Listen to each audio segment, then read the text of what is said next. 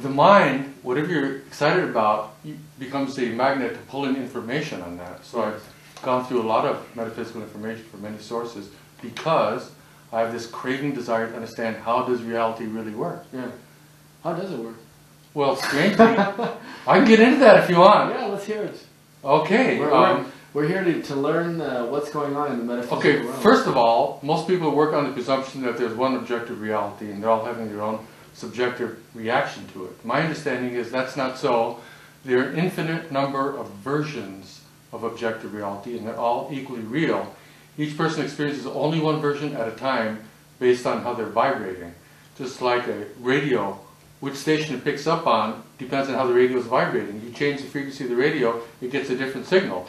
All those signals, all those broadcasts are equally real. Yeah. But the one it hears as real, experiences as real, depends on how it's vibrating. And for humans, which version you get is based on your beliefs. Because a belief is a complicated combination of frequencies. And when you believe a particular way, you're like a radio, you pull in that version of reality that correlates with that belief. So beliefs are actually filters. They filter out all the infinite other versions, filters out everything except what you believe in. So your beliefs pull in your version of reality. So one of the key thoughts is you create your own reality, but more accurately, you're receiving a unique reality, not creating it because all possible versions already exist. When they say God, all it is infinite, they're not joking. Right. God is infinite, which means all possible versions of what could exist actually do exist, and they're all equally real, and which version you get to experience is based on your beliefs, because that determines how you're vibrating. And like a radio, when you change your beliefs, you're vibrating differently, so you get a different version.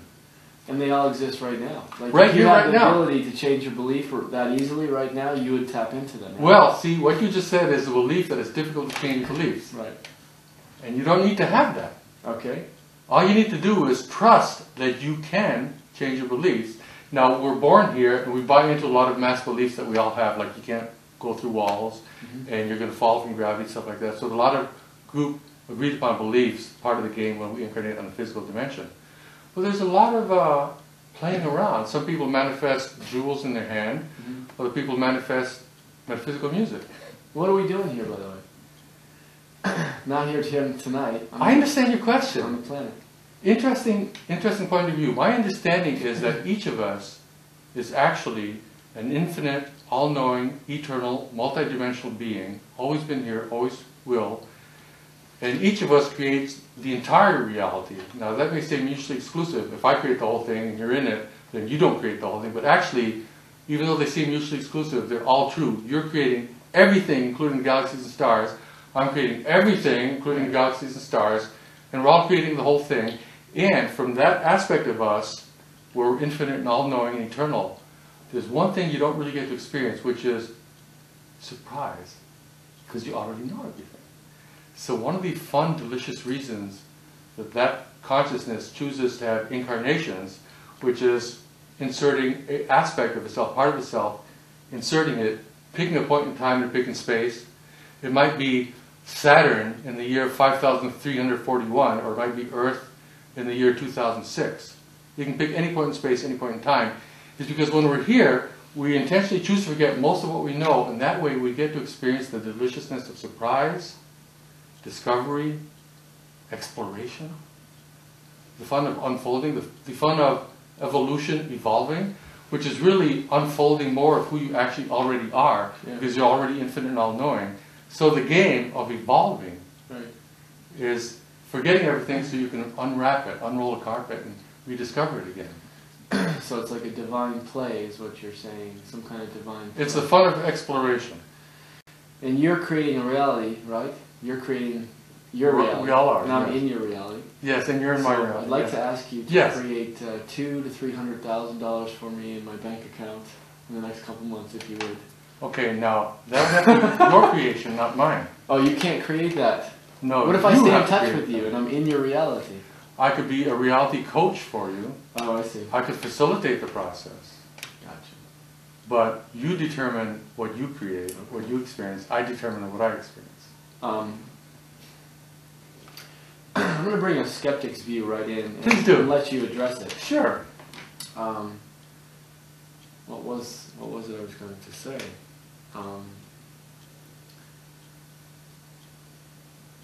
Well, in the a lot of the scientific and more skeptical types out there who want hard proof of things, they might say, okay, well, if you're creating your own reality and we're all these multidimensional beings who have purposely adventured into this human, excuse me, if you're saying that we're these multidimensional beings who have purposely ventured into this human form for the play of it, for the adventure, the exploration of it. Exploration especially.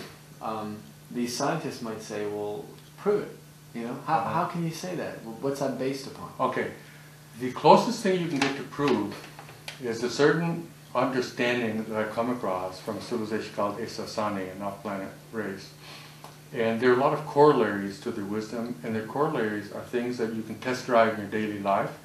And to the extent that I've test-driven their concepts, it makes sense and it's real. As a matter of fact, when I first tested all of it, it stunned me, it shocked me, it was like magic. Oh my God, it really works.